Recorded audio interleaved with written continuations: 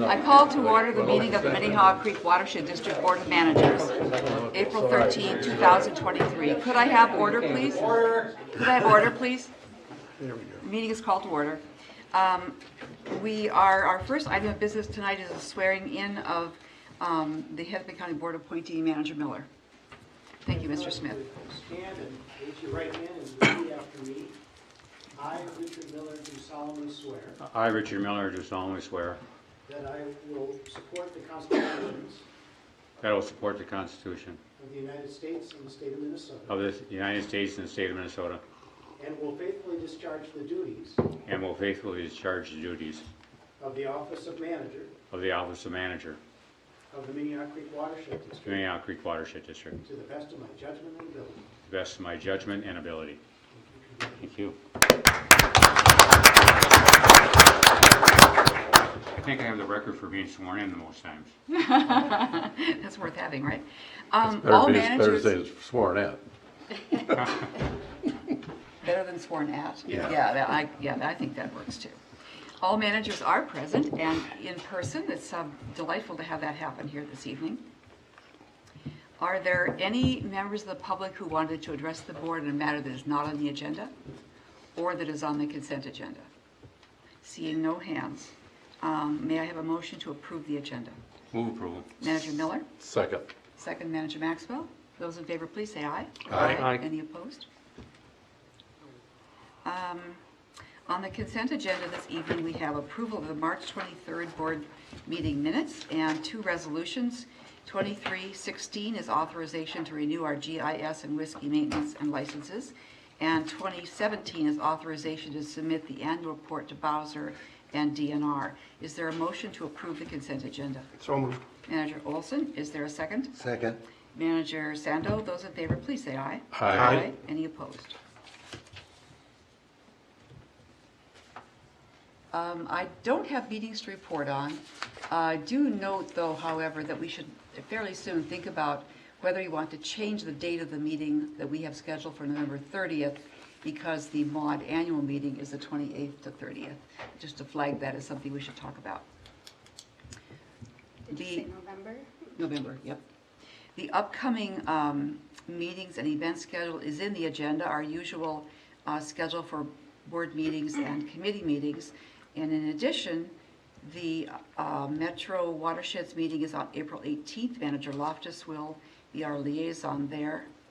And on the 28th of April, managers and CAC members and staff will be meeting together at Cottageville Park in Hopkins for a field trip. We had such a meeting last year, and it was a really great chance to network and socialize too. So look forward to that coming. Then on May 17, we have a Citizens Advisory Committee meeting, and Manager Maxwell is liaison there. Are there any other meetings or events managers want to mention? Manager Olson. I'll be attending the State of the Parks presentation of Three Rivers Oh. on Wednesday of next week. I will as well. State of the Parks, thank you for mentioning that.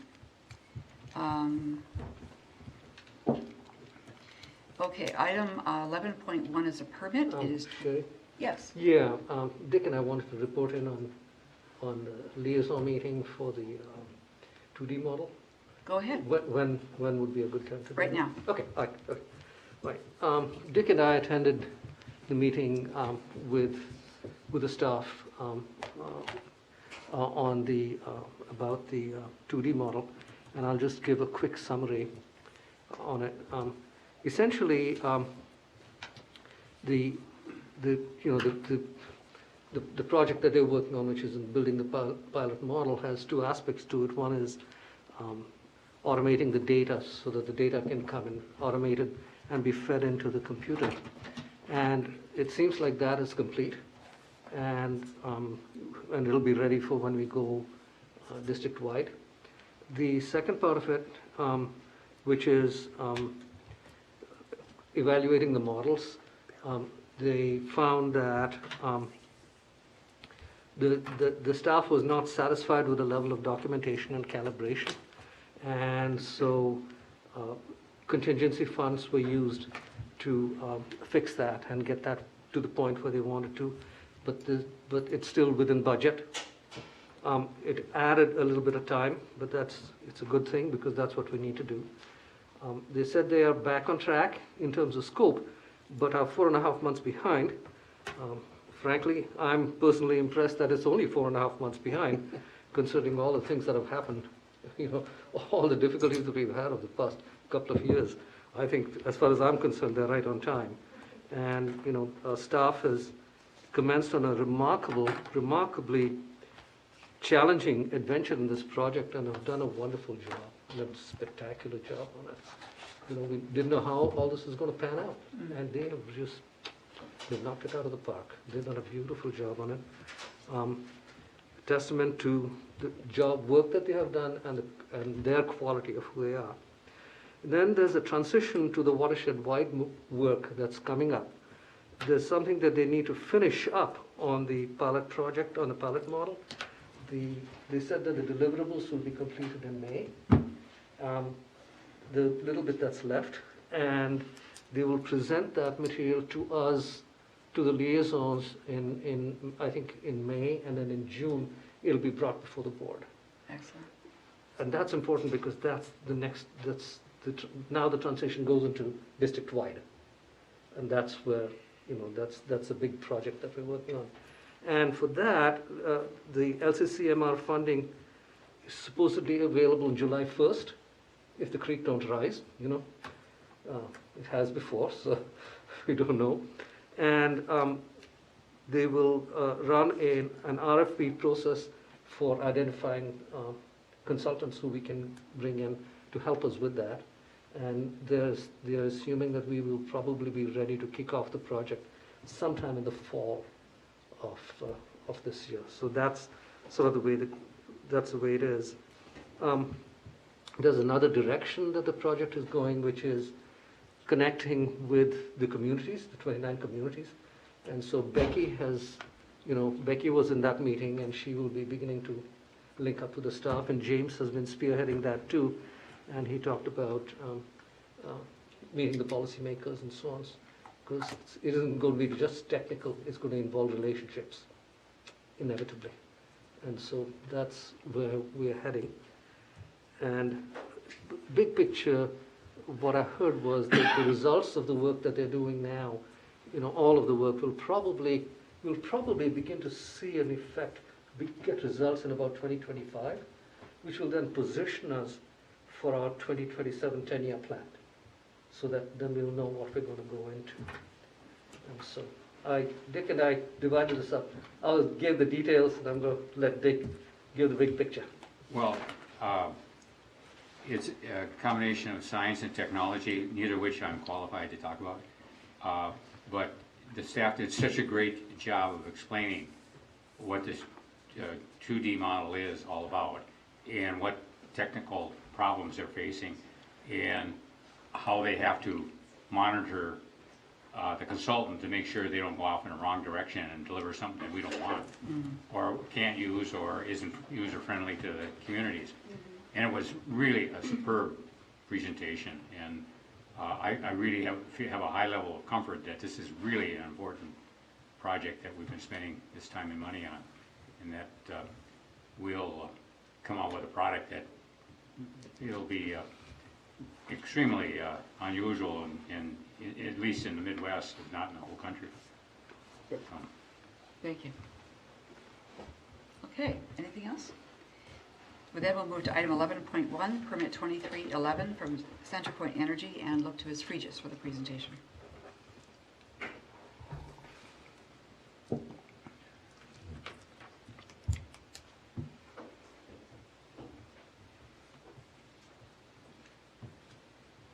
Just let me get all set up here.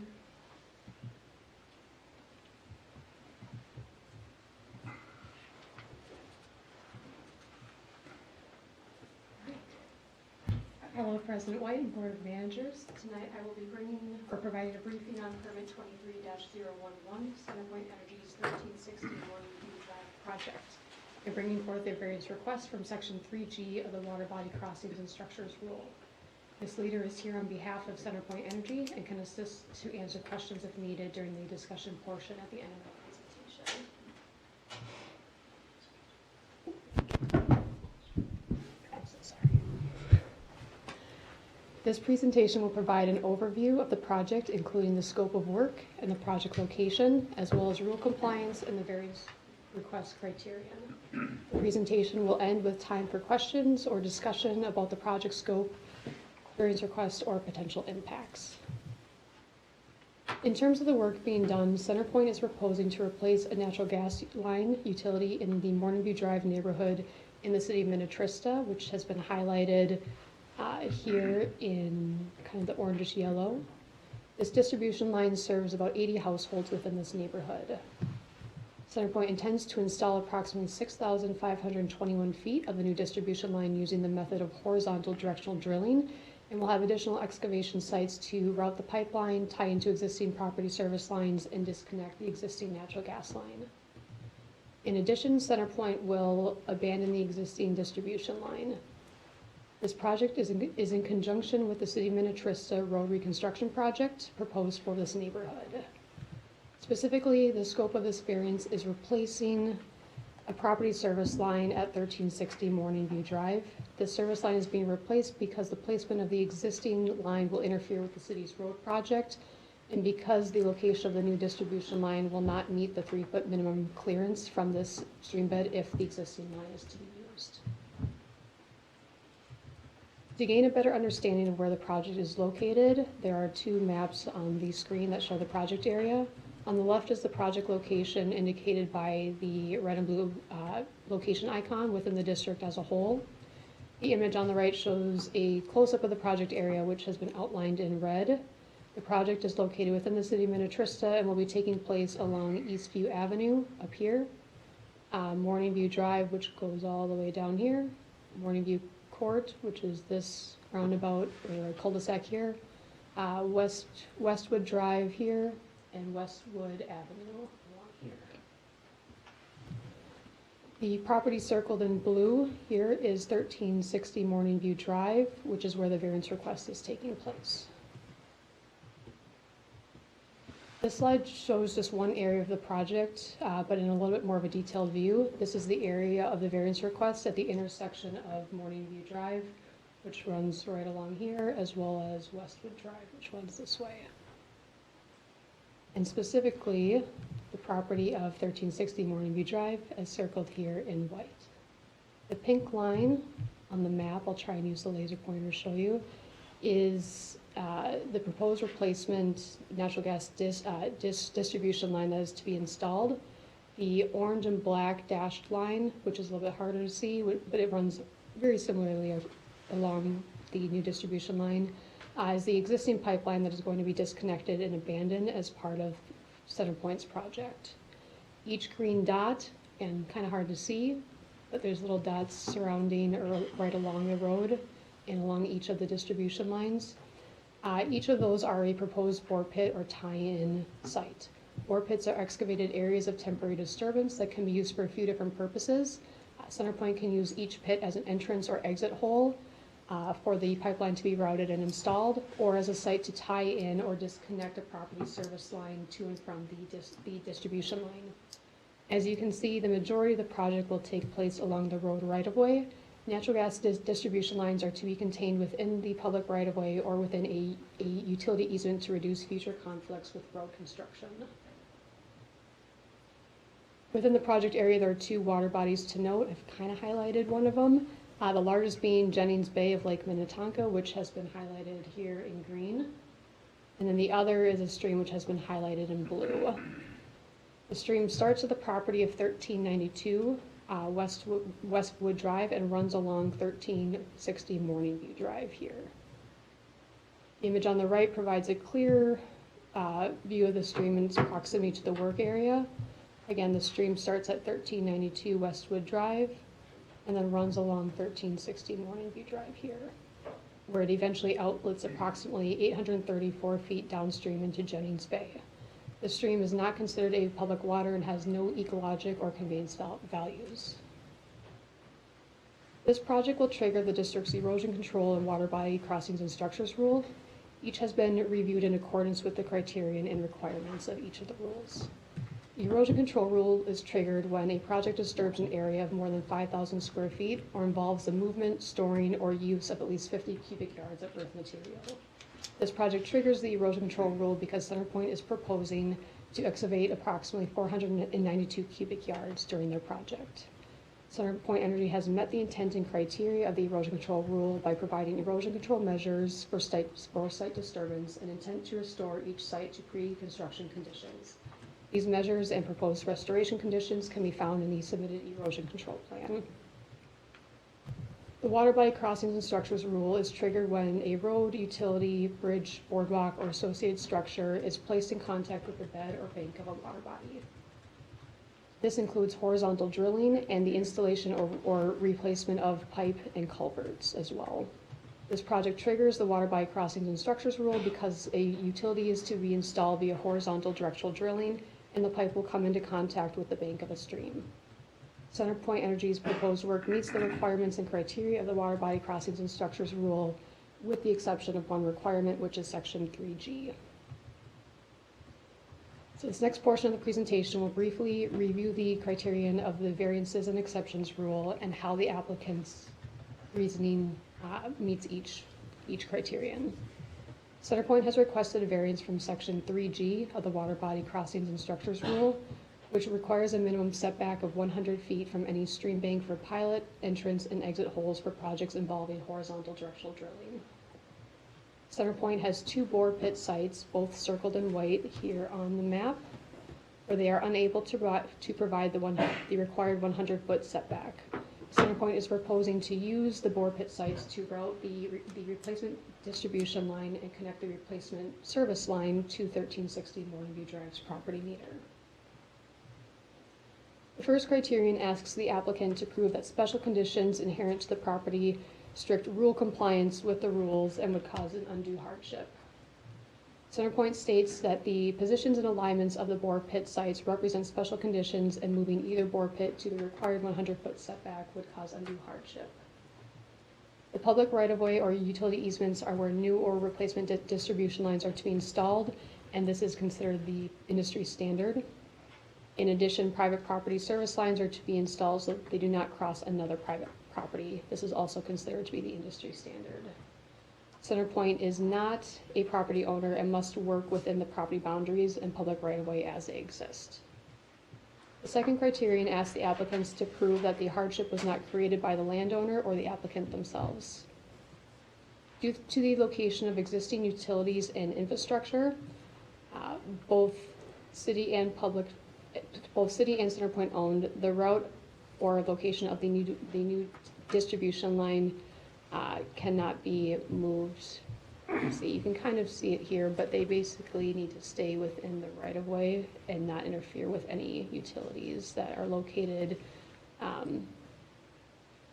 along, like beneath the roadway. In addition, the public right-of-way or easements are where the distribution lines are to be installed per industry standard. The pipeline still needs to be installed along the proposed roadway so it does not interfere with other public utilities that are located closer to the property lines, like water and sewer lines or electric lines. And because of the location of the existing gas meter on the property, which is located on the south side of the home, which has been circled in white, and I apologize about the additional red line, the new service line to the property needs to be connected in this location. The third criterion asks the applicant to prove that granting the variance will not just serve as a convenience to them and for the project. CenterPoint is providing a service to the property owners in this neighborhood in conjunction with the city's road project by installing a new natural gas distribution line that will be connected to each property owner's service line. That's about 80 in total. The city's current road project, as well as future road construction, would interfere with the location of the existing service line or distribution line. The current or future maintenance of utilities and infrastructure, both city and CenterPoint owned, would interfere with the existing distribution line as well. And public safety issues could arise because vehicle and equipment weight could cause damage to the distribution line. The fourth criterion asks the applicant to prove that there is no feasible or prudent alternative to the activity requiring the variance.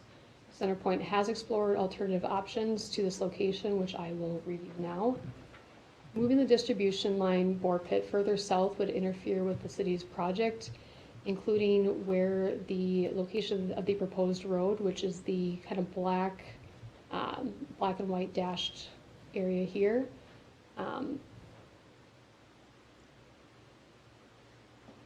In the middle that shows the intersection.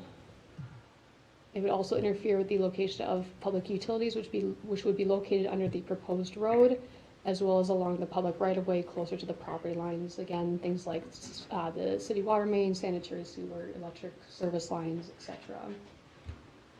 The existing center point infrastructure, which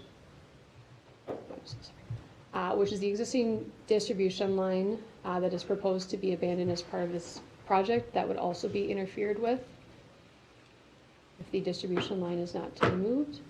And each potential location would still be within 100 feet of the stream bank and would still require a variance setback, or from the required 100-foot setback. In addition, having a bore pit at any of these locations would mean that the new distribution line would not meet the 3-foot clearance of the stream bank as well. Moving the distribution line, or removing the distribution line bore pit further northeast would cause the replacement of the service line to 1360 Morning View Drive to be installed through a neighboring property, as you can see here, crossed right over, which is not the industry standard. Service lines to private properties should not cross another private property line.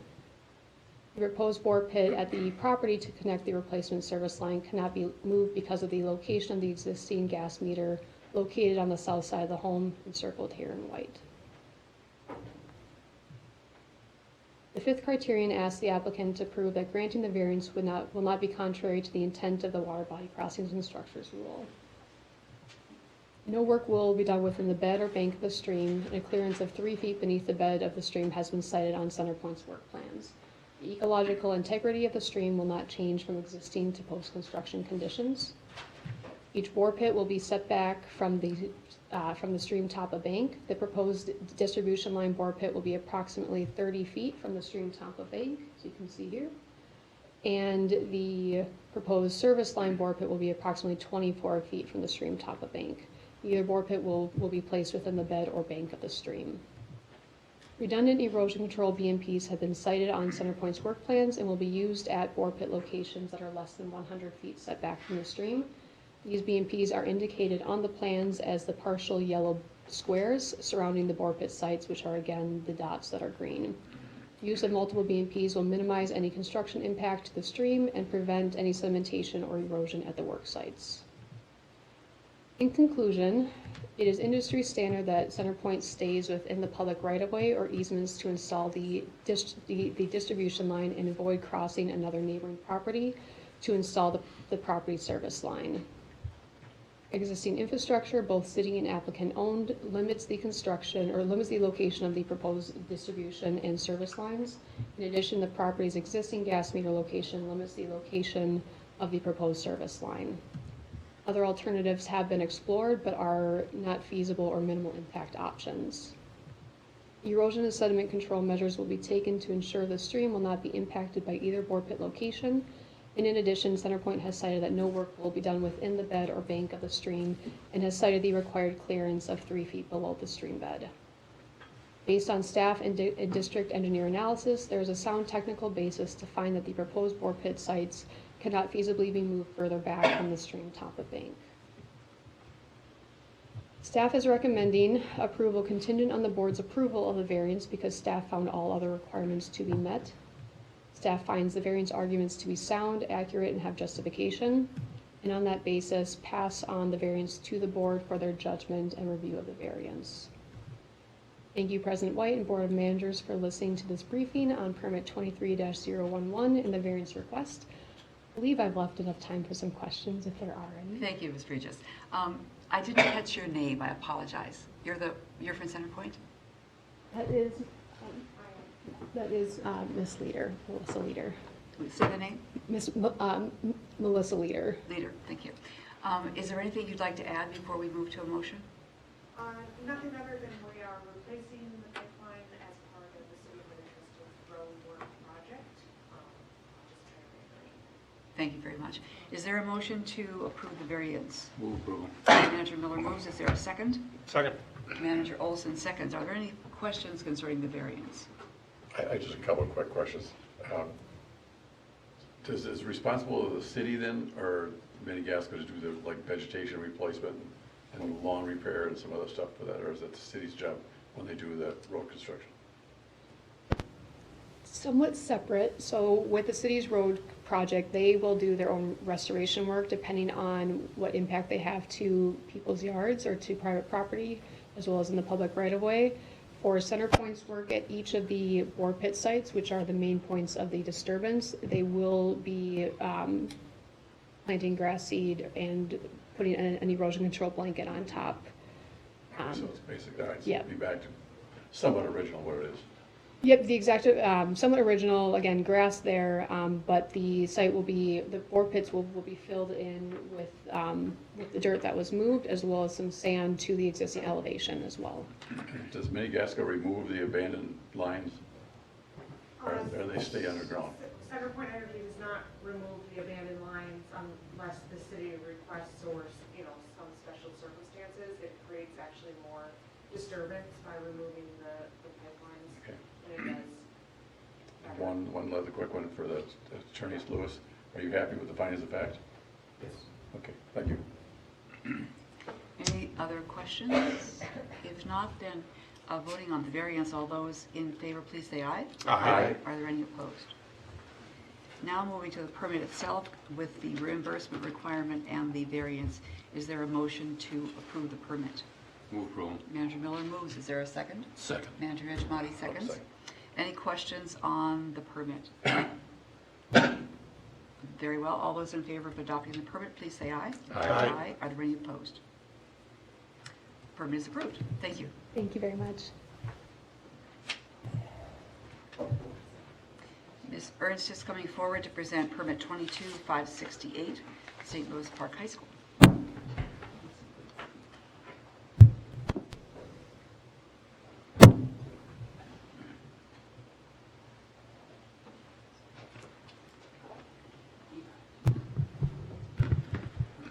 Hello, President White and Board of Managers. Tonight I'll be providing a briefing on permit 22-568 for work at St. Louis Park High School. And as you can see, I've got quite a gaggle of folks here for the permit. So just introduce some of the ones that I've been working with most closely. So Thomas Bravo, he's the district construction manager. And then we have Hannah Daciam, who worked with Bolton and Mank, and Bill Deide, also with Bolton and Mank. They've been doing the stormwater design for the project.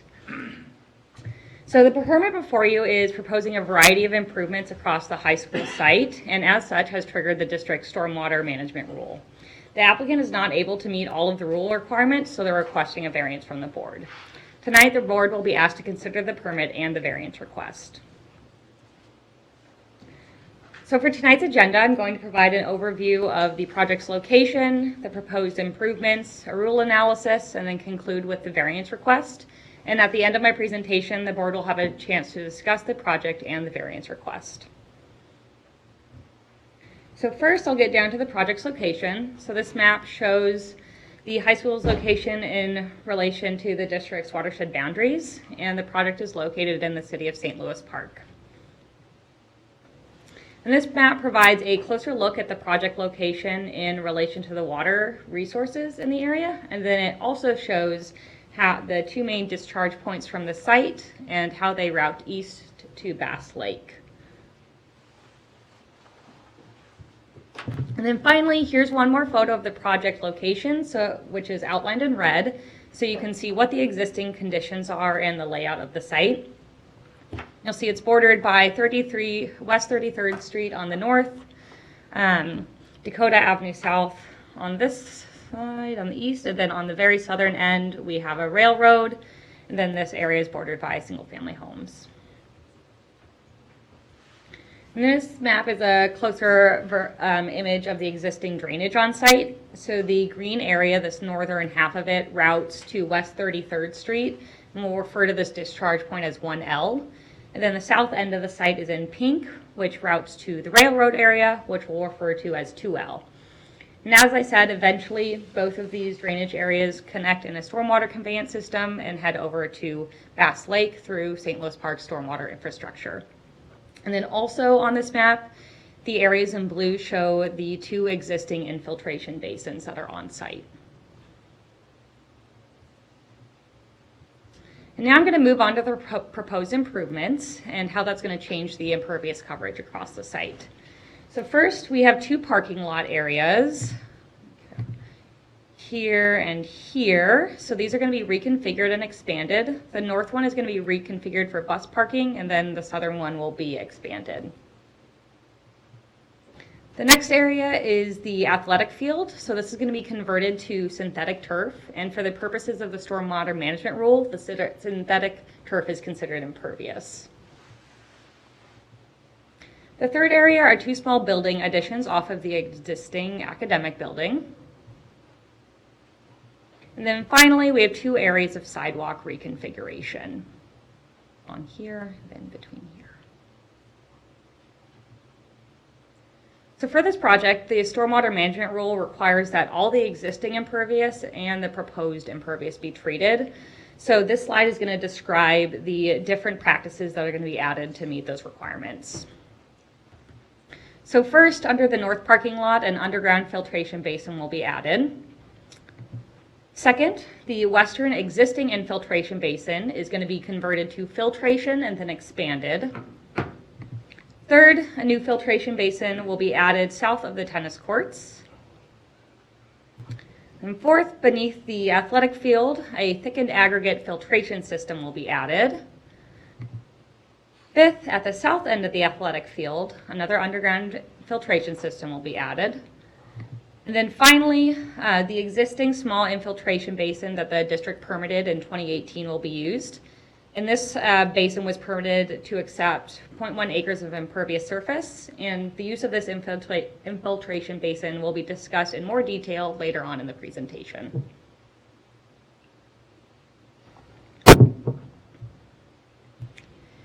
And then finally, this is the last map I'll show you. So this just shows how the drainage is going to change across site. So the ultimate discharge points are going to remain the same, but you'll see that drainage moves a little bit differently in the site itself so it can reach those different treatment areas. So now that we know how the site is changing, I'm going to move on to the rule analysis. So this project only triggers the district stormwater management rule because the city of St. Louis Park has authority for erosion control. Can we stop, go back to the diagram? All this, is there any additional storage shown here? Or is this just filtration? It's just filtration, with the exception of the one existing infiltration basin. Thank you. All right, so in order to fully understand the standards that the project has to meet, we first have to understand how they're using 3C2 of the stormwater management rule. So 3C2 allows applicants that prove that it's infeasible to abstract that first 1 inch of rainfall. They can pursue 3C2, which requires that they abstract at least a half an inch instead of that full inch. And the phosphorus control remains the same. You have to, you have to provide it an amount that would be equal to providing 1 inch of abstraction across the site. So applicants can qualify for use of 3C2 for a variety of reasons like soil type, site contamination, spatial constraints, and financial considerations. So for this project, the applicant is pursuing 3C2 for 2 reasons: potential site contamination and spatial constraints. So on this map, it gives an overview of the known groundwater plumes in the area, which limits the ability for infiltration. So this red outline shows the high school location in relation to the approximate plume area. And this dark pink area shows the Riley tar plant. So for those of you who aren't familiar with its history, between 1917 and 1972, this plant distilled coal tar and treated wood products.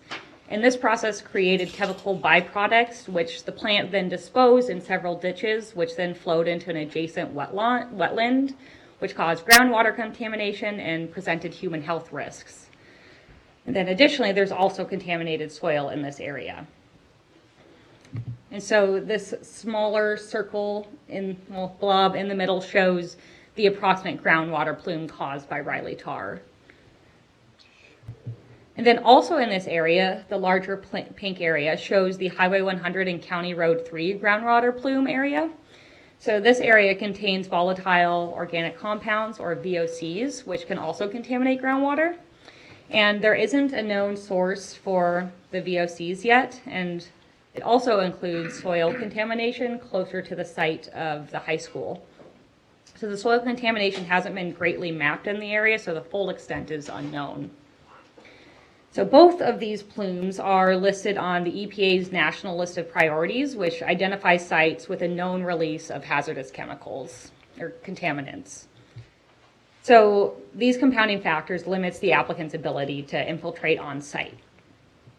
And before we move on, now I want to explain how that factors into how we permit the project. So district rules don't require you to infiltrate or filtrate, they just require you to provide the required abstraction. You can choose the way you want to do it. And nor do they prevent the applicant from pursuing infiltration in an area of known contamination. However, through its permitting process, the district ensures that the applicant is aware of the potential risk and that the relevant regulations that the Minnesota Pollution Control Agency has for infiltration are known by the applicant.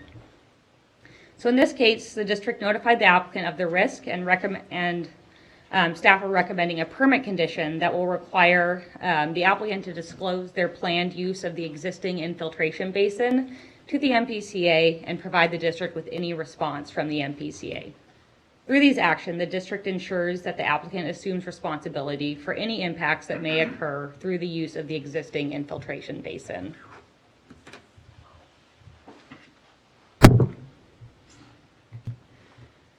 Okay, and then on to the second reason for the use of 3C2, is spatial constraints. So there's a limited amount of area available on site to treat that existing impervious, which is primarily this white building that's shown. So this existing high school building was constructed in the 1950s, and the building was constructed so that the roof drains are within the building walls. And then they go underground in that right-hand corner and connected directly to city sewer pipes. And that connection point is only about 1 foot below the surface, which is very shallow. So for example, to put a filtration basin in that area, you need at least 2.5 feet of depth. So due to the small amount of available depth and the potential contamination in the area, district staff and engineer found that the applicant's argument for use of 3C2 to be appropriate. All right, so now I'll get into what the actual standards are that they were required to meet. So the project is considered redevelopment greater than 1 acre with a greater than 40% disturbance. Therefore, treatment's required over the site's entire impervious surface, so both all the existing and the proposed. So the volume parameter requires controlling for at least the first ½ inch of runoff over the site's impervious, which the project meets through the use of existing and proposed stormwater facilities on site.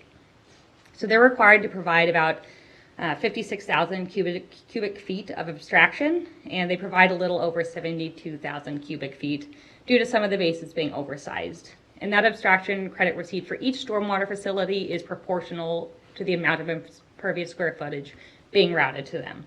So they meet that ½ inch abstraction and more if they have the available space.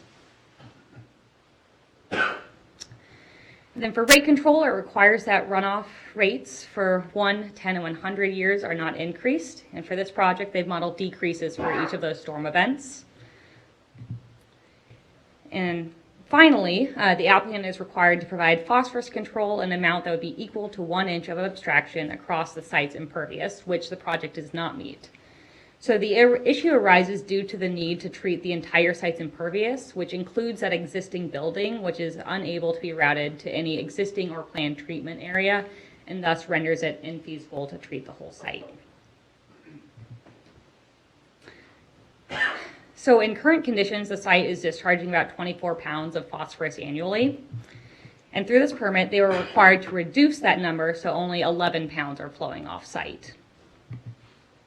So however, here you can see that they're only able to change it to about 15 pounds flowing off, so they're about 4 pounds short of what's required. However, When you compare to existing conditions, the project is still providing a notable improvement of a 38% reduction in TP loading from existing conditions.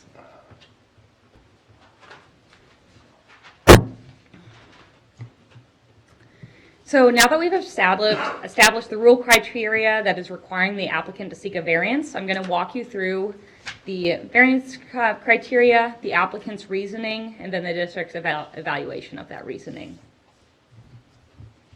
So the first criterion we asked the applicant to prove was to prove that due to special conditions inherent to the property, strict rule compliance would cause an undue hardship. So the applicant has stated that the special condition is the large existing school building that was constructed almost 70 years ago, and its proximity to the city storm sewer infrastructure location. The building was constructed so that the roof drains are in the interior walls and discharge directly to city storm sewer at the northeast corner. So there's neither enough surface space nor enough storm sewer depth to provide that treatment. So in order to provide that treatment, they would have to undertake extensive building construction to get those roof drains out of the building and directed elsewhere. Also reconstructing city storm sewer infrastructure and potentially installing a pump system to make up for that depth of available storm sewer. So the applicant has determined that all of these options were infeasible due to cost and inability to reconstruct city storm sewer infrastructure. The district has evaluated this reasoning and concurs that it's infeasible to provide the required phosphorus treatment due to available surface area and storm sewer connection location. The second criterion states that the hardship must not be created by the applicant. So the applicant has stated that the existing school building was constructed in 1956, before the district existed and before stormwater management was a concept. Therefore, the site and stormwater pipes were not designed with stormwater treatment in mind. The district stormwater rules were not implemented until 1974, so the district staff and engineer concur with this argument.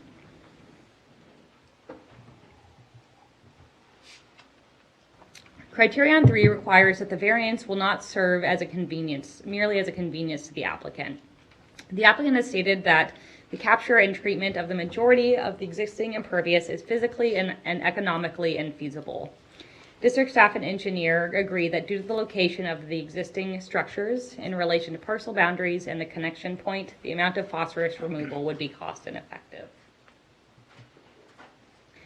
Criterion 4 requires that the applicant show that there's no feasible and prudent alternative to the proposed activity, and the applicant has stated that the proposed work is necessary to update facilities to serve the school's population, and of that new and reconstructed impervious surface, 98% of it will be treated in line with rule requirements, and that disallowing the variance would preclude the school from maintaining and updating their property. And district staff concur that without a variance, the proposed project wouldn't be feasible and that the applicant has attempted to treat as much stormwater as it can, considering the spatial constraints. And then finally, the variance rule requires that the variance will not be contrary to the intent of the stormwater management rule. The applicant has stated that they're treating for as much hard surface as they can, and that the majority of the untreated runoff is roof on runoff, which carries less pollutants than sidewalks and roads, for example. And there are no other practices that could be added to meaningfully reduce pollutant loading from the site. District staff and engineer agree that the applicant has endeavored to provide as much treatment as feasible given site constraints and existing conditions. From a water quality perspective, the highest polluting impervious surfaces are sidewalks, roads, pavements, and the synthetic turf. The proposed treatment facilities treat the majority of those higher load generating surfaces, and stormwater runoff from the roofs are less polluted than runoff from ground surfaces. Additionally, as mentioned earlier, the project still removes almost 40% of the existing pollutant load, which does provide a water quality benefit.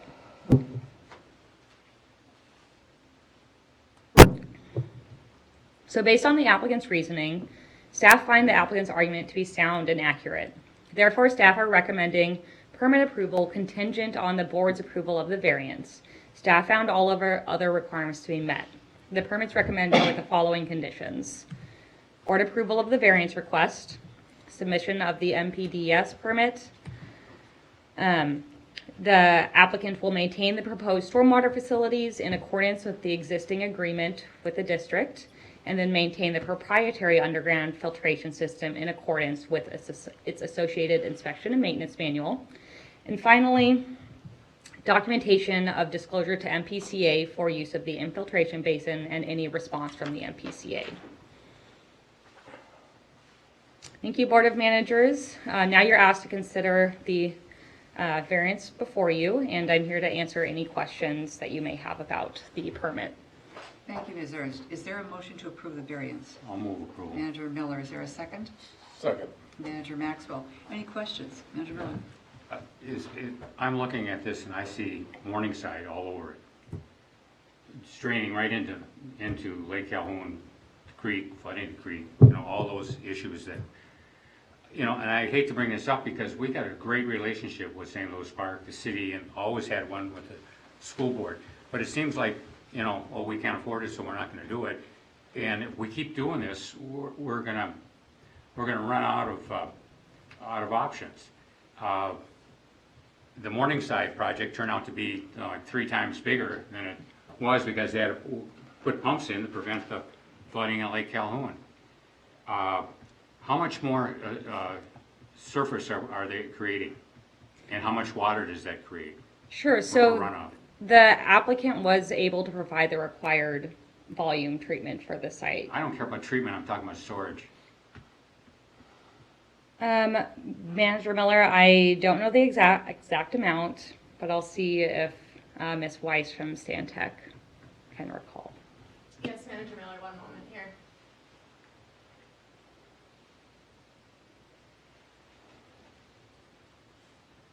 The applicant is providing abstraction volume in compliance with the district's stormwater abstraction credit schedule, equivalent to 39,000 cubic feet in the form of, if everything is normalized to infiltration. That equates to 71,000 cubic feet of filtration, recognizing that filtration gets half as much credit Well, as. I understand, I've been around since Riley Tire deal and worked with St. Louis Park on that. And I know you can't have, infiltration is not the answer here. But storage is in, a timely discharge.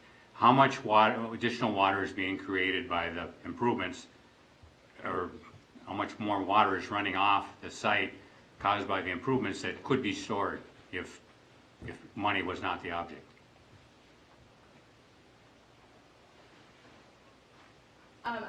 I don't have the change in impervious in front of me. The rule requires treatment of the entire site's impervious surface. I could here.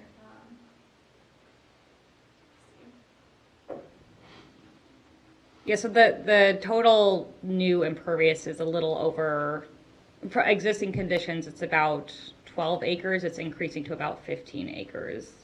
So they've provided at least ½ inch over that area. I'm not getting the answer that how much additional storage capacity do we need to accommodate the new built hard surface?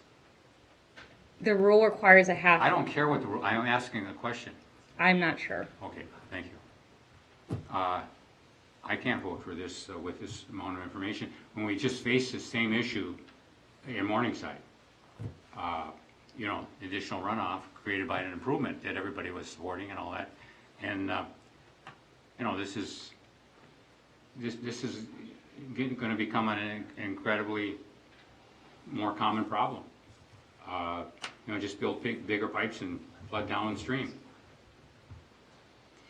Perhaps the question might be,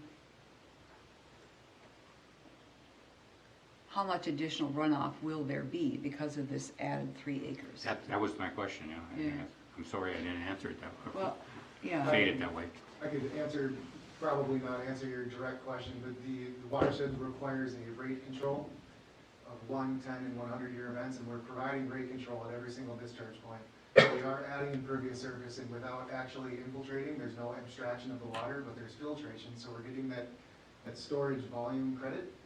but the actual rates at which the water is leaving the site from the existing condition is slower in the proposed condition.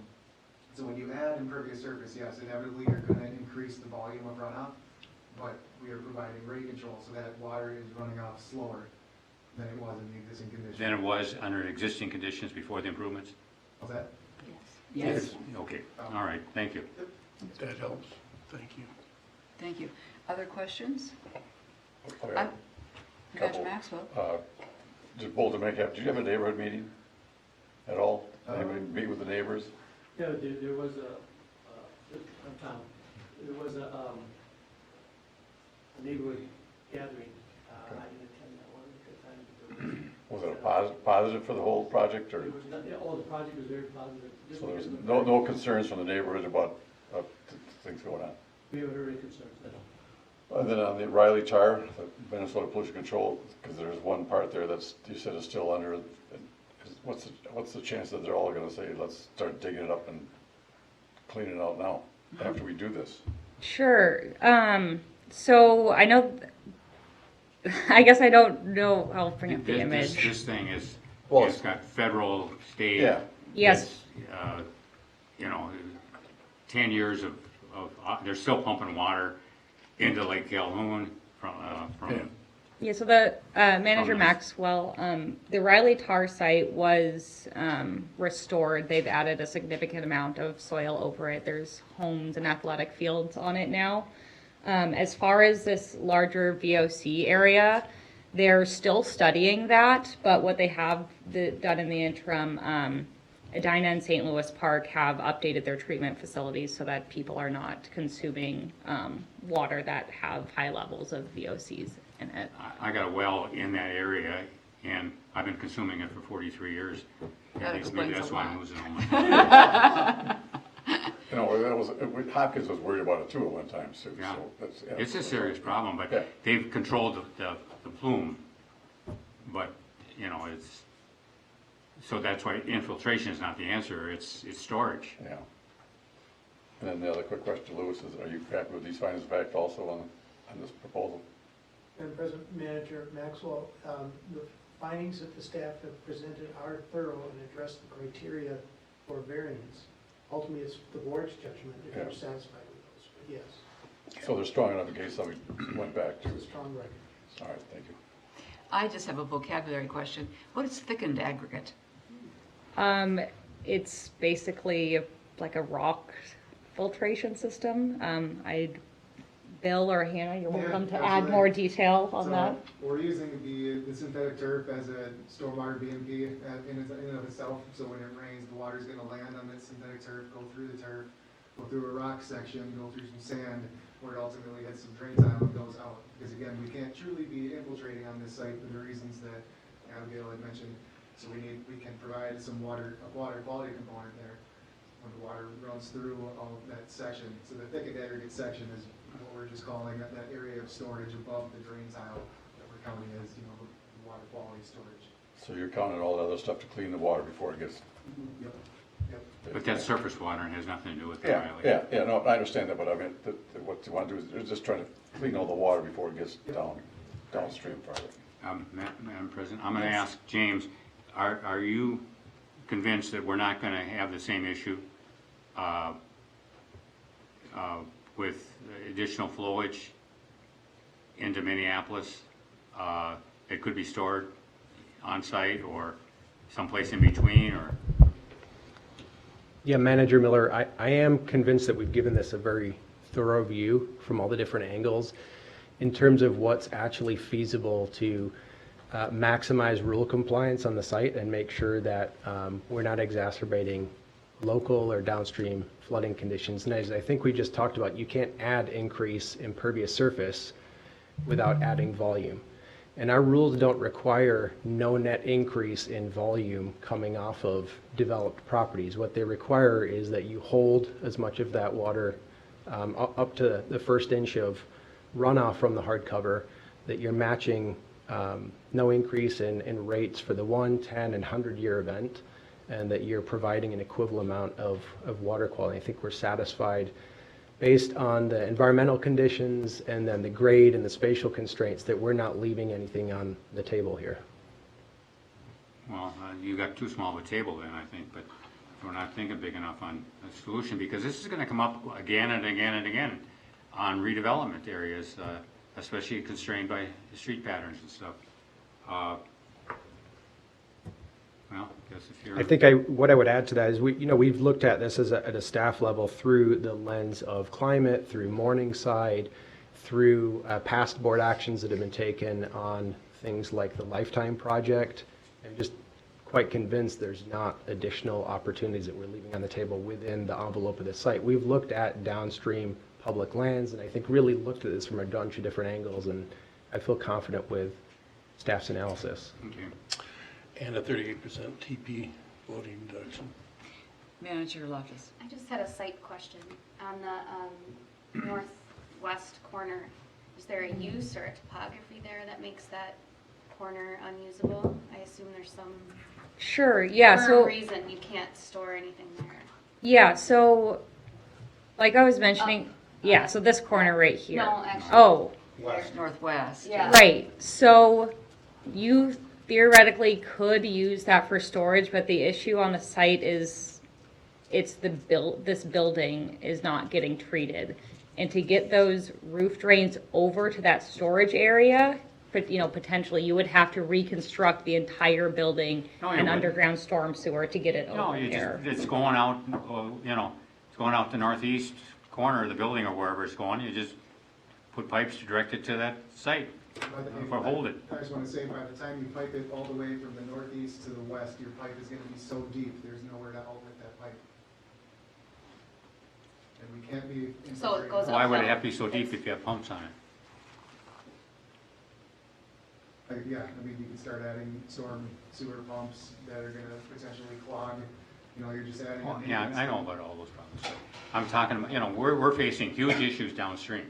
And they're saying it's all caused upstream because they don't care how much water runs downstream. And we're flooding out our neighborhoods. So we've got to figure out project by project, how we can mitigate that issue. Manager Olson.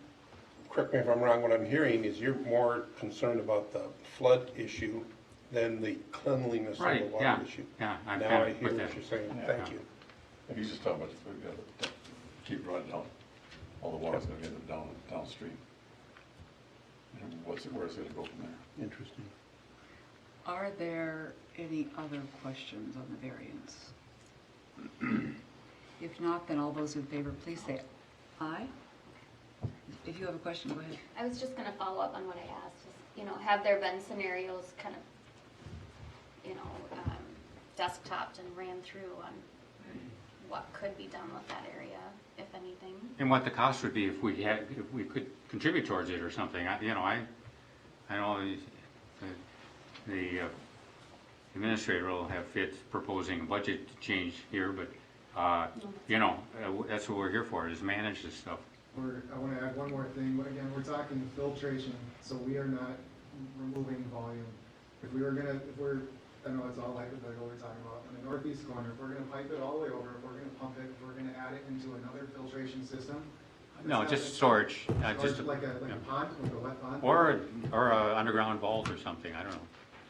I'm not the engineer, I'm not. No, that's fair. I don't wanna say that's not a reasonable request, because I think it could be done, but the volume that you're counting there, that we're gonna be able to store and hold there, it fills up in one rain, and then what? And then it has to go somewhere. It's just gonna be a full tank of water. It helps you on one rain event, and then it has to go somewhere. Yeah, and then it gets pumped out when, Yep, at a slower, sure. yeah. I think it's, If I could just add something. You may. I mean, the corner lot, it may look like it's open lot, but it's not. what is it It's used a for? building, Is it's a it? park. Okay. City of St. Louis Park uses it for a park, Okay, so it is not a space that. but it's in even your though we property? own the property, Okay, But it's through owned. years of relationships and Yeah. handshakes and all stuff, the city has put their own building on that Okay. site, and also a park and a hockey rink. okay. Well, this Yeah, one that's didn't- what I was kind of asking. can I still play wasn't hockey sure on top about of the it. uses of that area, what you're using that for. I don't know, I don't think we're being managed enough, but I think we've worn out everybody on it, so. I'm kind of disappointed that we aren't figuring out something, because they're an important partner, the school district with us. So we've always got along really well with them on all the projects, and the city is just phenomenal to work with. But, you know, I think we're failing our obligation by not anticipating the problems that projects like this are gonna create downstream, and have created downstream. And we solved them at, like Morningside, whoever ever thought we'd come up with a solution there that we did. Not a cheap one, but, you know, it's a, Is there a time frame for starting this project? Yes, Yeah. this project was actually talked about in 2017 when it went out for the first referendum. And because of the fact that the issue that came up, we had to delay it till the second referendum that was just approved because of all the changes that were required that we would have to meet. So right now, we are ready to break ground if everything goes well in June. In June?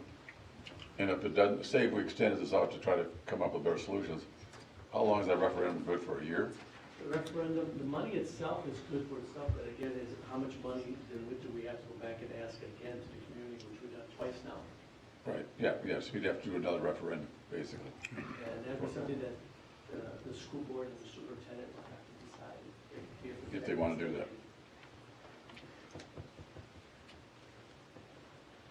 All those in favor of granting the variance, please say aye. Aye. Any opposed? no, Manager Miller opposed. The variance is approved. Moving then to the permit.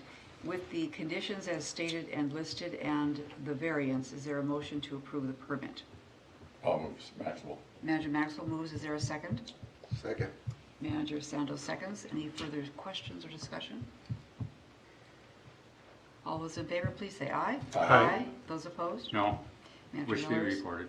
opposed, so we have approved the permit. Thank you very much, and thank you for coming. Good presentation, thank you.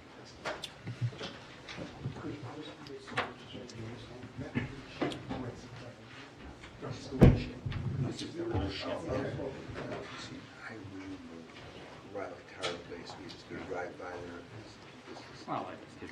We'll move now to item 12.1, which is resolution 2318. Mr. Wolf presenting.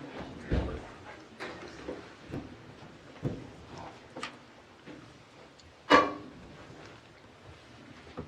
know, I hope we don't have a Fort Lauderdale flood, 2 feet of. Oh, That yeah. 100-year rain.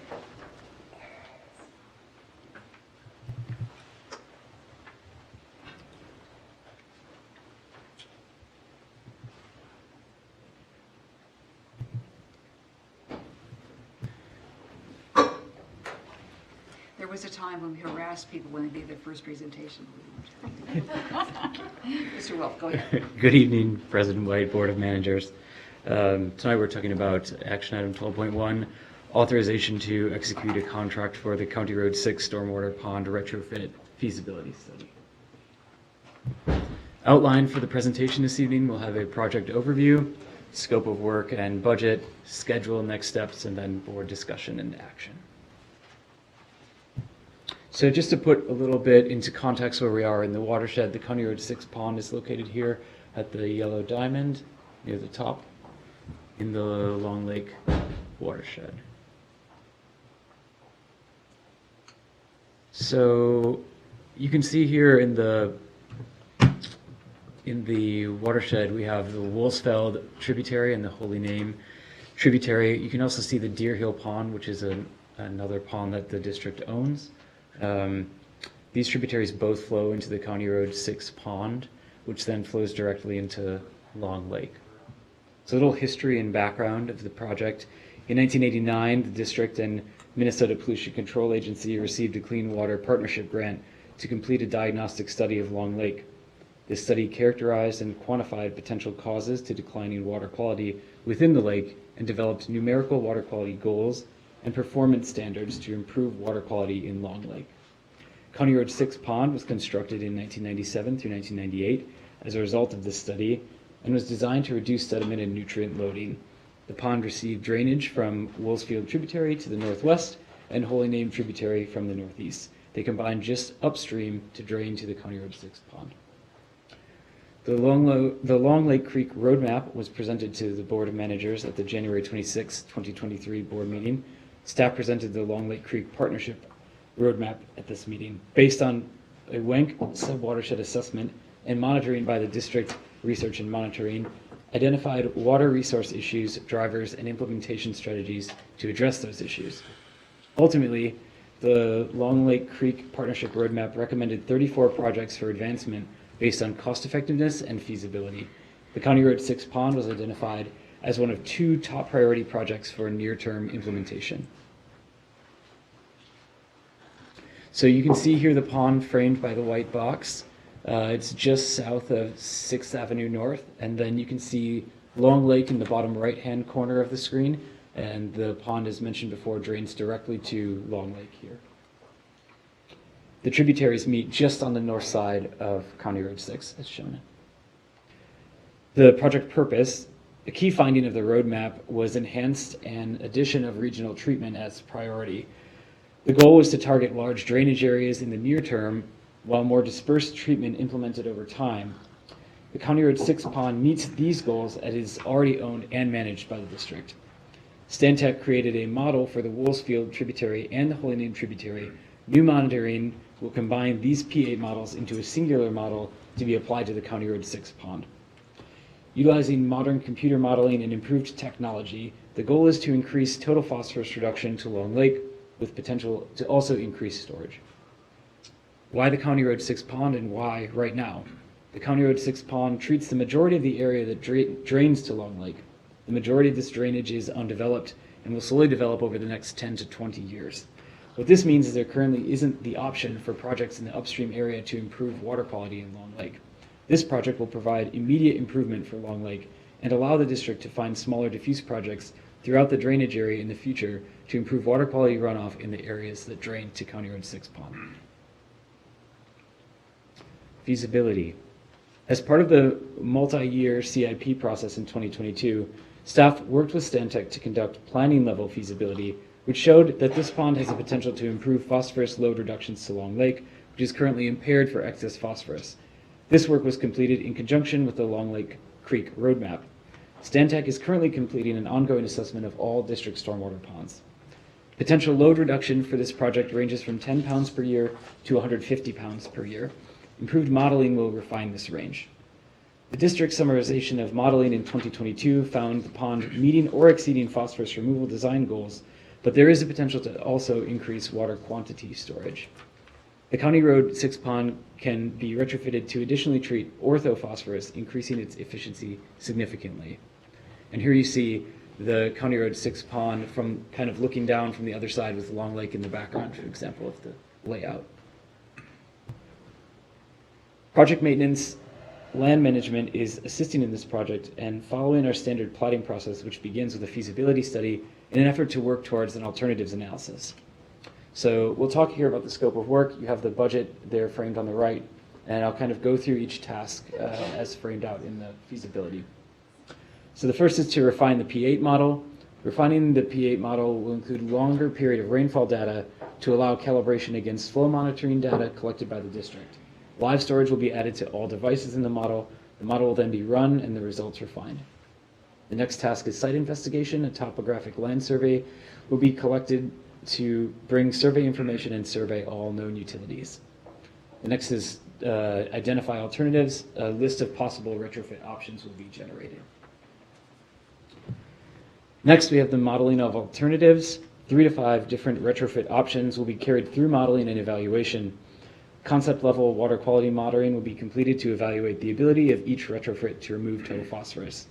Modeling results will be used to compare water quality benefits of each alternative against each other to inform decision making, and the district's XP swim model will be used as needed to inform hydraulic and evaluate event-based scenarios. Next is to evaluate alternatives. Evaluation process will identify the ability to achieve total phosphorus load reduction, discharge rate and flood control, habitat and wetland restoration and/or preservation, and thriving communities.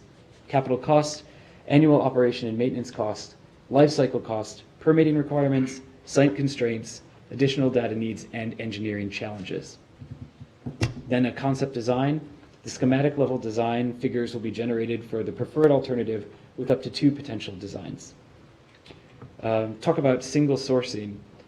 This project has been single sourced to Stantec. While this project falls below the $25,000 threshold required for a competitive bid process, we did review in the spirit of the process and believe Stantec to be uniquely qualified for the following reasons. First, Stantec's unique knowledge of the subwatershed and the specific features of this facility from past monitoring data collected through the pond survey and assessment work for the Long Lake Creek Roadmap in conjunction with district research and monitoring. Second, based on an understanding of the marketplace that other firms would need to build a discovery task to familiarize themselves with the pond performance data, the Long Lake Creek Roadmap, and research and monitoring's P8 models to support the model build-out for this feasibility work. Staff is confident that Stantec's proposal is cost competitive within the marketplace. So the schedule and next steps for this project, if approved, April 2023, the feasibility contract and notice to proceed. May through July would be the feasibility study. Stantec estimates 9 to 11 weeks to complete this work. Then, if this goes forward in fall of 2023, we would have design, and in winter 2023, we'd potentially start construction. So, therefore, staff is seeking approval of Resolution 23-18 that the Minnehaha Creek Watershed District Board of Managers authorizes the district administrator, on advice of council, to enter into a contract with Stantec Consulting Services Incorporated to conduct a feasibility study for the retrofit of the County Road 6 pond in an amount not to exceed $23,975.96, and further authorizes the administrator thereafter to amend the contract in his discretion up to an additional 10% of this fee. So thank you, Board of Managers. President White, we'll proceed to question. Thank you, Mr. Wolf. Is there a motion to approve? Is there Second. a second, Manager Olson? Manager Miller? Do we have fee title to that site? James, do we? It's an easement. How big of a site is it? Does it go all the way down to the lake, or No, just the site is actually pretty closely confined around the pond, so there's Okay. not a lot of room to actually extend the size of the pond. It's pretty constrained in what we. I was thinking about whether there was a need for improvement for the drainage to the lake, and whether we have title to that property or not. I'm not certain. We do not. I'm not certain of that. We do not. Okay. What was that, Tim? We don't. We don't. Who owns it, the site? What is the name of this? Pierce. Pierce? We're the owners, now there's. Yeah, I don't know. Who owns the property? It's a private property owner. I guess But we it's don't. our pond. We On an created it, or, On an easement. Yes. yeah, on an easement, okay, all right. Sorry to know that. I'll look it up. and Okay. follow up. Thank you. Manager Olson? Why is there that isthmus that's interrupted? Was that always there, or is that built by us? Yeah, actually, so that's a weir to create a difference in height between the upper and lower before the drainage. Thank you. Yep. So there's that's a purpose yes, for that's a it. design Okay, intent. outstanding. Thank you. Any other questions? Then all those in favor of adopting the resolution, please say aye. Aye. Any opposed? Thank you. Thank you. We are ready to go. Great presentation, thank you. Thanks. Our next item is board inquiries, issues, and ideas. Is there anything people would like to I've add to already the list? expressed my inquiries, issues, and ideas. I thought we missed, and very seldom do I ever criticize the staff in public, because we've got such outstanding, and Arun and I just experienced a 2-hour presentation about it, the highest quality you could imagine. But I think the staff should have delved farther into this St. Louis Park High School issue to see what we could do to help mitigate some of the flowage downstream, and I'm disappointed in that. Okay, we put that on the list. I have an item. Oh, Manager Hajmali, go ahead. Yeah, I want to follow up on what Dick talked about, which is, as we are facing climate change and we're increasing volumes of water being processed, it seems to me with the thing that Dick said, which is that we need to be more stringent and more careful, or find some way of mitigating mitigating the increased volumes that are going to come in infill projects like this. This is going to happen. So is there a way we can think of systemically of handling things like this so that we don't end up having to make decisions like the ones we had to make today? And I don't know what that would be and how that would work. But I can hear what Dick is saying, which is more and more of this is going to come, and the impact is going to get bigger and bigger as climate change happens. And so something we can, is there some way we as an organization can look at that and figure out a way to work with that, including, like Dick said, we pay for something if necessary. Especially when you have the partners that you have sitting in front of you, the public partners. Yes. Yeah, well, the same thing happened on the west end. In, you know, that was going into Cedar Lake, you know, all from St. Louis Park. Well, at the board meeting, James came up with a solution to, you know, work with them, work with the city wasn't gonna work with us, so we worked with the developer, Duke Developer, and got underground treatment and storage, because it flows all the way into Minneapolis and Cedar Lake. You got an award for it. Hmm? They got an award for it. Yeah, and it didn't cost us a nickel.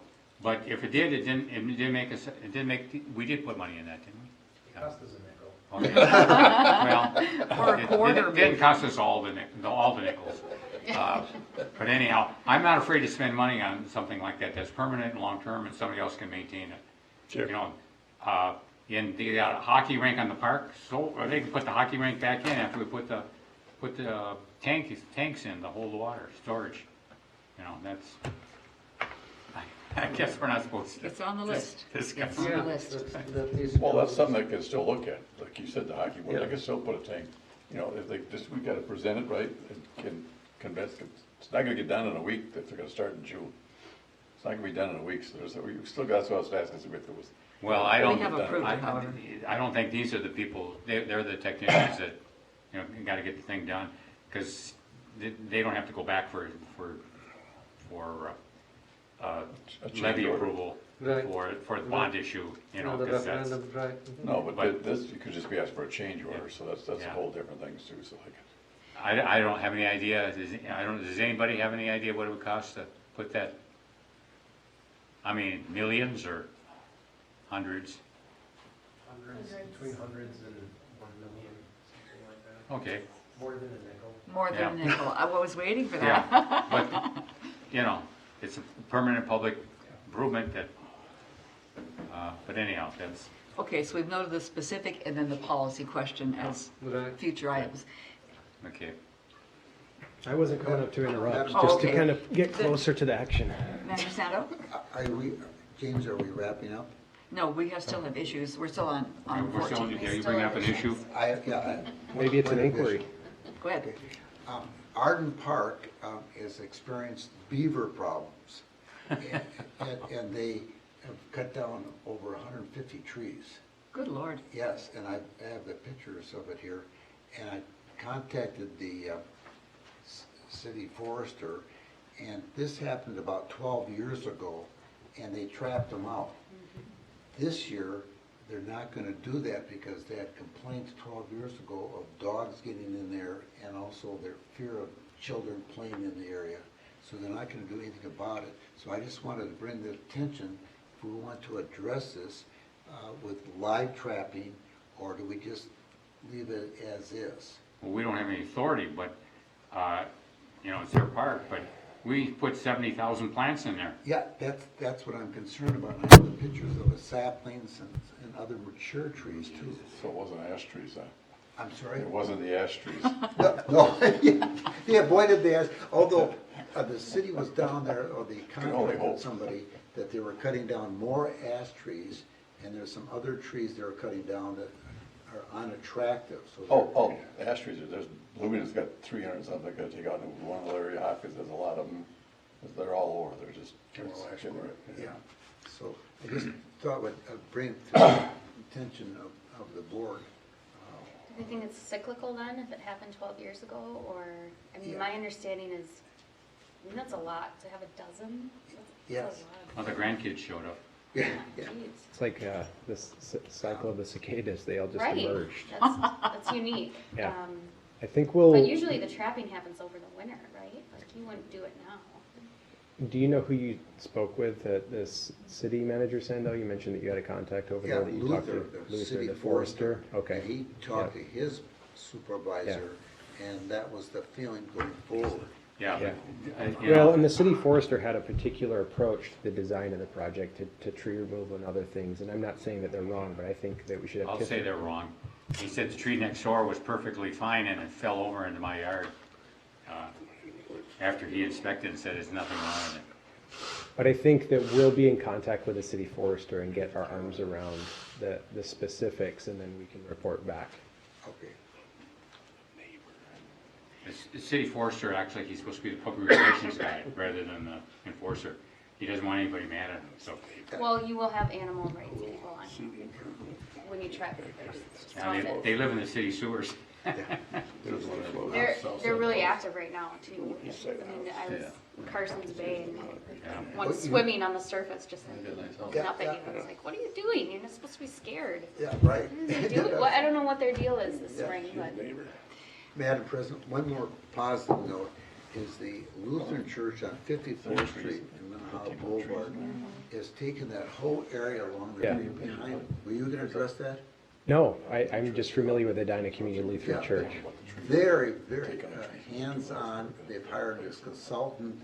It's taken all the buck thorn out. They're putting wildflowers back in, clearing that all out. They really are, James spent about 5 years working with him, trying to get him to do it. yeah, but they're good, they're really, have we found they're good neighbors?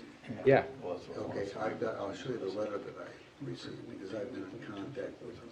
Great. That sounds great. Yeah, they're really very hands-on and making a very nice area down there. I had a small item to put in the list. I noticed that the Nature Center out at Carver Park has gotten a grant from Shakopee Mdewakanton Sioux community to do interpretive signage of Dakota history and culture. And I just thought we should flag that as a possible grant source for ourselves. for $325. Manager I has just mine. have one more item. Yes. Turn the page. I'll get them all on And one you're page. bringing up the Dakota issue, brought that up and reminded. You know, when we've been talking about climate change and many of the other projects, one of the things we've talked about is allying with the Dakota and listening to their leaders and you know, showing them the kind of climate change plans that we have to get any ideas or any blessings from them. And I know that when I had made those statements, I know several of the members here had said that, you know, that would be really nice, that's something we need to do. And that hasn't happened. So I would really like to see involvement with the Native community. Mhm. Involve them in some way, you know, respectful way. So I would really like to see that. And I leave it up to what's feasible and what's possible, and whether they even want to participate, you know. They Right. may not, but at least we need to do outreach and get some movement on that. We've added 5 items tonight. I We're on a know, roll. this has been a busy Thank you, Manager issues, Schmeier. inquiries, and ideas. I would say, I don't know that I'll address all of them or in any particular order, but I think yet we've heard Manager Hejmati, the conversation around allying with the Dakota. I think you brought it out. Board members have responded to that. Specifically with regards to our climate action framework. And I don't even think we're in a real strategic way, even intentionally right this minute, engaging all of our member communities at the staff and policy level. And I think with all of these issues, one of the things that we're working through is where do they go in committee, what actually gets sort of formal designated board action versus Manager Sando's item, which might be just a report back. I would say that the Policy and Planning Committee that we're meeting, that we're having a strategic action plan conversation at the end of this month is really going to be focused on how do we move from our climate action framework to our 2027 plan. And a big part of the conversation is picking up where you and Manager Miller left off with the modeling, which is what's our plan for engaging member communities and the community And I think that's an area where we can pick that up, because I think short of just a cold call and doing that really organically, we want to think intentionally about who are our stakeholders in the climate action conversation and what's a real systematic way of doing that. So I'm not intending that to sound like a punt, but I think that that's a good place for us to discuss more who are the folks that we're bringing along with us in this journey on our climate conversations. So maybe that's a place where we can get into more detail. That would be nice, because, you know, we live and work on Dakota land, Mm-hmm. and we need to acknowledge them. Yep. Okay, administrator's report. And then, President White, if I could, just before we transition to the administrator's report on the St. Louis Park High School riff around climate and the concern or frustrations around not getting as much volume attenuation as we want. I'm not going to get into all the particular technical details now, but I'm curious, where are we leaving that conversation?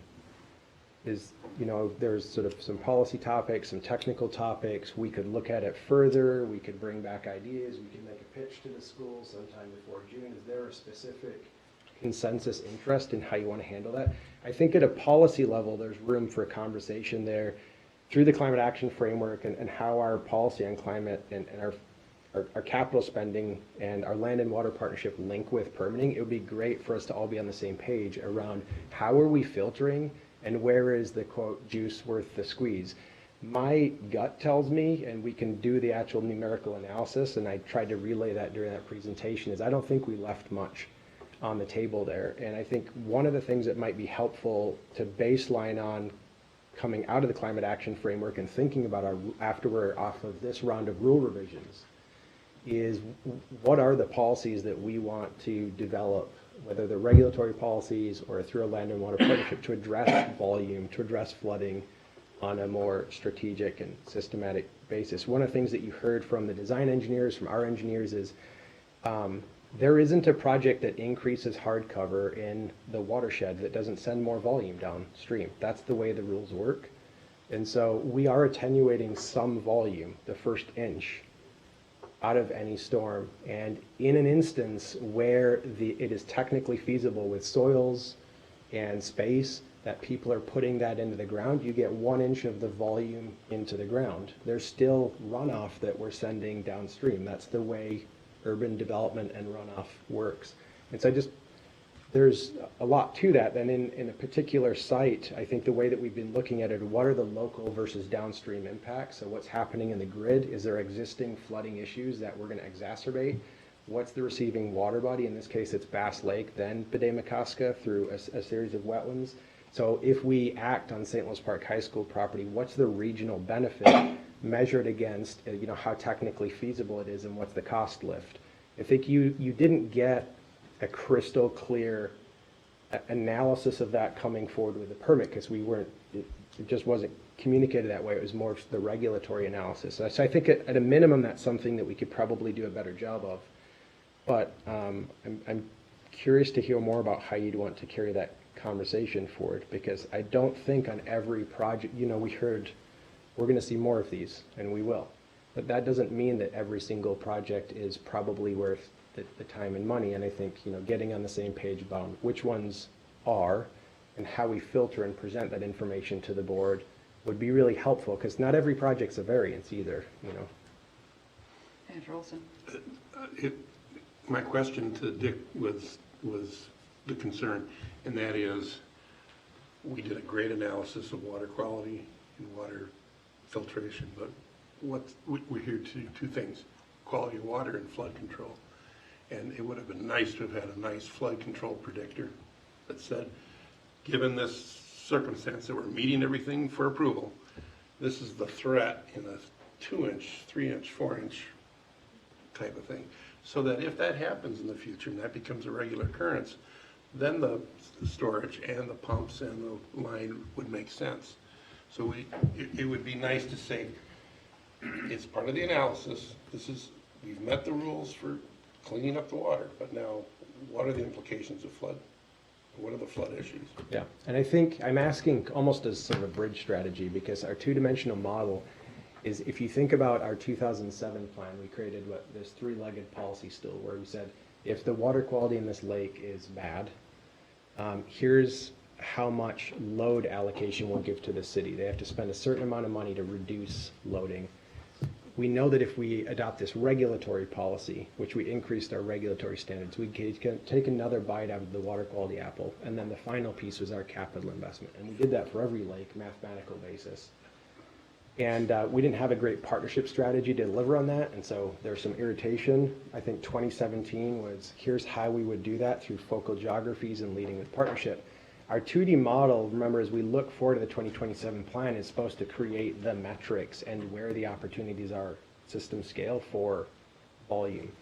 And so I think that that's going to be a great help because we'll be able to identify where the system is already constrained at an infrastructure level in pipes, which is a city issue, but then what the ultimate downstream impact is on flood stage 4 water bodies, and be able to identify, well, this isn't a flood priority zone for us, and so we should be taking a closer look, applying more creativity, looking off-site, bringing capital investment.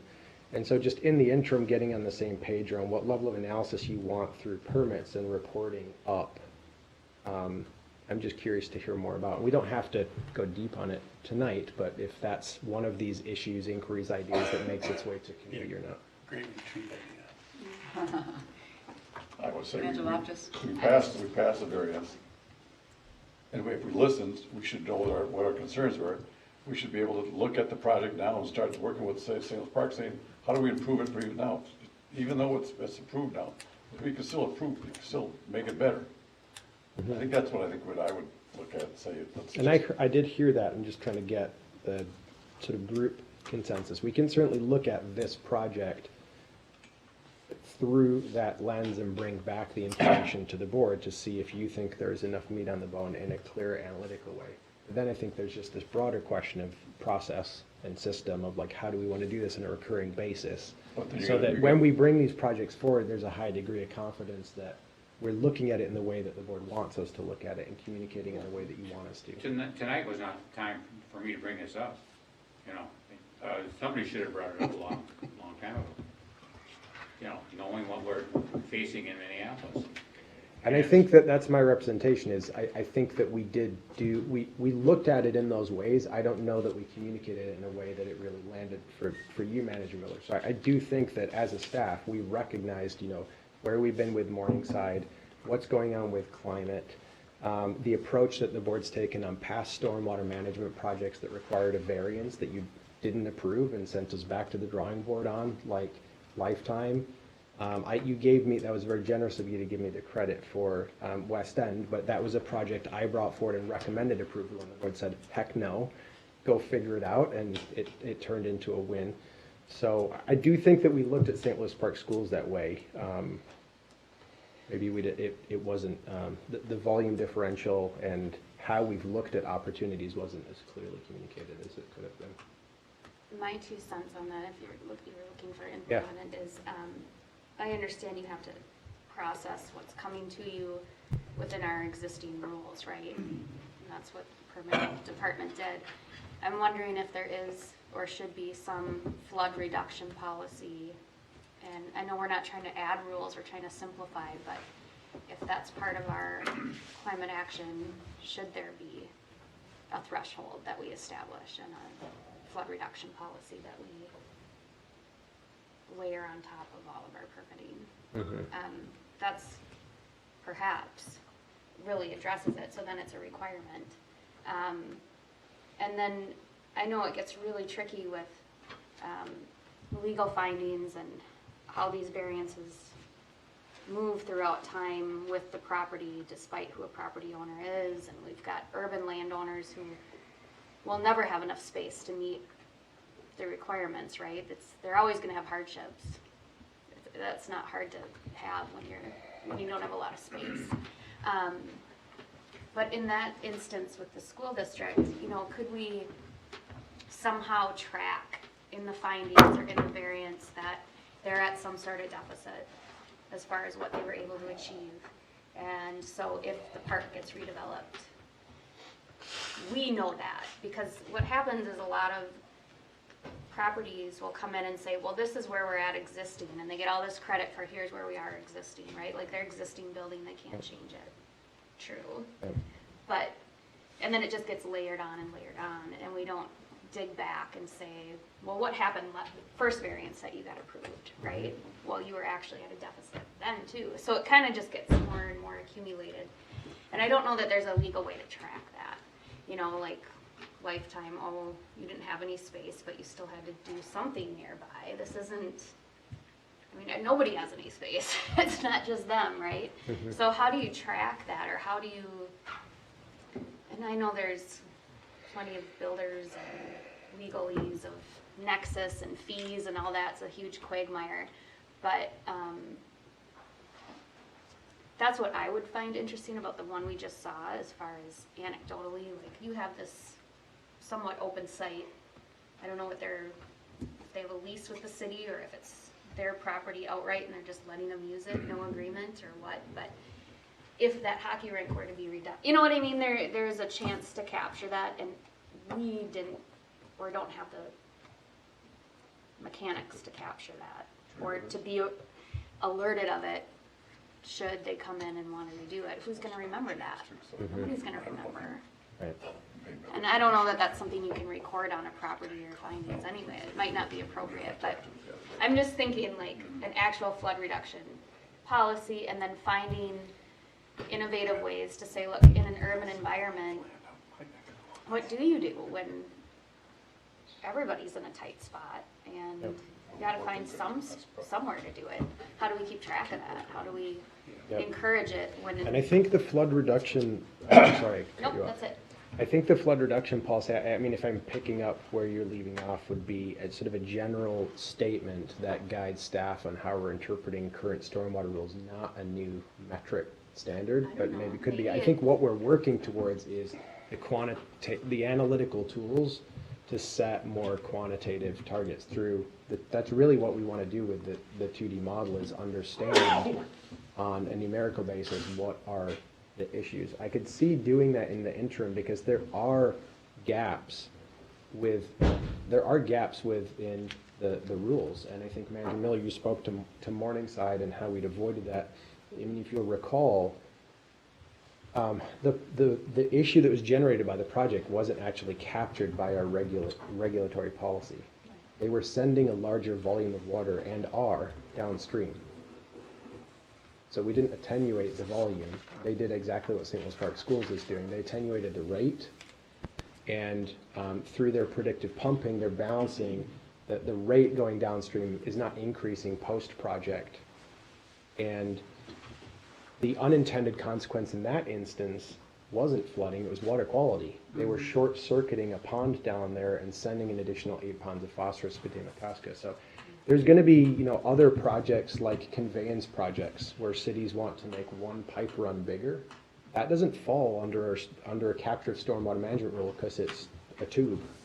It's not surface development, and a lot of cities are going to start doing work like that. So I do think that there's probably an opportunity for conversation on bridge strategy and water posturism and permitting until we get more of a quantitative framework. So I think I'm good for now. We can kick around how we might bring some of those ideas back. It was good mining of the board's perspective. Happy to take more, but I just wanted to dig in a little bit because I heard about 2 or 3 different things. Thank you. Okay. And we'll report back on the Arden Park beaver situation. So I had a couple of updates during the administrator's report tonight. I cover some water levels and just where we sit relative to last year. It's still in a deficit. We've been, and we've just had some networking opportunities with this report back on our partnership development with the city of Minneapolis. We've been keeping our liaisons informed. Great meeting this week with the city of St. Louis Park. They do remain a good partner, and they're doing some station area planning. Meeting today with MnDOT and Carver County on the transportation area plan around the Arboretum, which is going to be a really significant transportation project for the next 10 plus years in the district. And then Michael Heyman was out at 325 and Cottageville talking to the Minneapolis beat reporter from the Strib, who wants to do a series on our Greenway. So I'll start out with water levels. Twin Cities right now, we're sitting at 7.5 inches of precipitation in 2023. So we are almost about 3 inches above normal. It's been snowy and rainy. But if you remember, 2022, we ended with an 8.5 inches below normal at the end of the season. So we're still sitting at a 5-inch deficit. Lake Minnetonka has come up a bit from where we were. It's at 928.3. So it's near run out at about 1 inch below ordinary high. And down at Hiawatha, the creek's running at 48 cubic feet per second. So the dam remains winterized. There's not a need to rush on taking the stop logs out, but in the next couple of weeks we'll be connecting with the city of Minnetonka, who helps us open things up in the spring. I mentioned the Strib. Mike met with Susan Dew, who is the Minneapolis beat reporter and has been covering things related to water in Minneapolis with our name on it for a while, like the Nokomis work. She's been interested in working on a multi-part series called Rewilding the Creek, really focused on the Minnehaha Creek Greenway and the work of the Watershed District and its partners on the Greenway, talking real specifically, I think at a granular level, about how water works. And she'd comment today on site, it's just she doesn't think a lot of people understand where the water goes, who's responsible for treating it, but also the human interest aspect. So she's networked with our friends over at Methodist Hospital, connecting her with people over at Japs Olson, but these, the housing components, public safety components at Cottageville, the transit stories, jobs at Japs Olson, I said the health and healing with Methodist. So she seems to be doing a tremendous amount of background because she's had a couple points of contact. No direct interviews yet, just gathering a ton of resources. So hopefully that ends up being a good series, and we'll keep you posted on that. I think the idea is once that launches, there'll be a follow-up on what's to come, hopefully, down in the city of Minneapolis.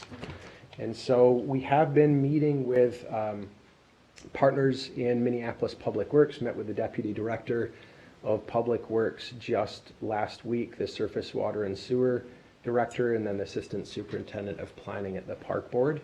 I think at a verbal level, I could say we've reached preliminary agreement. We got some level of verbal commitment on the geographic focus on Minnehaha Creek, the 3 pilot projects that we have pitched to start with, the funding scheme using the money in our budget that's encumbered that you will hear about at the end of April when the auditor presents, as well as money in our capital program and the Park Board's capital program for seed financing. We're still negotiating around, and I think they're running up the flagpole, the idea about the sustainment funding, which I think is the big ticket for us, is making sure that out of the surface water and sewer budget, we're able to have a dedication of about $250,000, $500,000 a year on a somewhat rolling basis. That would help the partners have $1 to $2.5 million from Minneapolis every year that could be supported by us, supported by the Park Board, and we'd be in more of a programmatic way of doing business within the master plan, where about every 5 years we might have somewhere between $5 to $8 million in capital for the next round of projects and the next round of projects. So they're taking some time to keep talking about that. I mentioned we'd be keeping the liaisons informed. We're also working with Lewis, with Joel Carlson, with Chuck Lutz, who's still involved in advisory capacity for the city of Minneapolis, and they all have connections to the city. Just in terms of next steps and timeline, we're going to be meeting with the Surface Water and Sewers technical team. We've been asked to kind of take the reins back a little bit and convene that group to start scoping out the feasibility for these 3 projects. So we're going to present the Parkway, present the proposal, present these 3 projects, collect questions from the engineers. The questions that they generate will be the basis of questions that we would want to answer through an engineering feasibility study. I think after that's done, we'd like to continue meeting with leadership. We'd expect all of those things to happen sometime between May and July. Things have moved a little bit slower than we've hoped, so I'm kind of building some buffer in there. I think ideally after that, after July, we'd be bringing this program, this partnership program, in front of the steering committee, which would be President White, Manager Miller, Manager Hejmati, 3 council members, and a couple park board commissioners, hopefully with a bow on it and a simple term sheet And then from there, we'll be tracking towards agreement by the end of the year. So I want to keep the information rolling on where we're at with the city of Minneapolis, and that's where we stand. I'll pause a minute before I move to St. Louis Park just to see, Sherry, Arun, Dick, if you have anything to add on that, or if I covered the bases. Okay. Mike and I met with City of St. Louis Park staff this week. Their city manager's been there just over a year, Kim Keller. She came from Minneapolis out of planning, and so we had a good conversation about her time and tenure in St. Louis Park, but also her perspective on her work in Minneapolis, and then community development staff. And the city is in the process of updating their station area plans for light rail around the Beltline Station, Wooddale Station, and Louisiana Station. We're interested in all of them. You know, Beltline's near Bass Lake, but and Wooddale's just a bit further down. Louisiana is probably our highest interest. It sits just northeast of the preserve, north of Methodist Hospital. And in former station area planning, there were several opportunities identified for regionalizing somewhere between 30 and 70 acres of stormwater coming from the hospital, Louisiana Avenue, and the station area before it hits the creek, and doing that in and around the creek corridor to expand the green space on the northeast side of the preserve and bring pedestrian connection back into the station area. We got invited to the meeting. They're forming a community advisory committee. What they're framing is a steering committee to do an update to all the station area plans, make them more contemporary. They haven't been touched since maybe like 2014. And they're working with business leaders or institutions like Methodist, Japs Olson, some of the housing providers, residents, and they've asked us to join that steering committee. And there's going to be about 4 meetings this year. We're bringing some planning and engineering to those meetings. I think they're interested in the value that we can bring to lift up the stories of partnership from the Greenway and create some aspiration around what's possible for the future. So I think we're excited about that. And then I'll finish with a meeting that we had today with MnDOT and Carver County to discuss the Arboretum Area Transportation Plan. So I should probably have maps for these, but I'm not that prepared. This is going to cover Highway 5, Rolling Acres, Bavaria, and Highway 41. And we really got together to discuss some resident concerns that have been percolating to us, Carver County, and MnDOT around chloride, and how chloride concentrations might increase because of the road, and the process that the design team is taking to evaluate issues like that, or noise or safety that they hear from residents through their issue resolution process for design. But I think as importantly, we are also discussing how we will assemble a leadership and a technical team so that we can stay permanently plugged in as they move through feasibility design on these major series of projects to make sure there's proactive coordination. I think to our last conversation, on prong 1, we want to make sure there's a lot of clarity, and we're providing pathfinding on the regulatory scope and avoiding issues, but also identifying opportunities for partnership. I'd say again, I think Anna's briefed the board or committee on this before. It's just a significant series of transportation projects. There's 20 discrete projects billed between 2021 and 2040 for over $200 million. 140 from the state, 46 from the county, including some county sales tax, and then 20 million locally from Victoria, Chaska, Chanhassen. So this is going to be an active area out on Highway 5 all the way through west of downtown Victoria for a number of years. So we're trying to plug in early on that and form a team that can support partnership. And then Sherry, you had already mentioned we have the April, is it 28th, right? Friday. Yes, at Cottageville Park.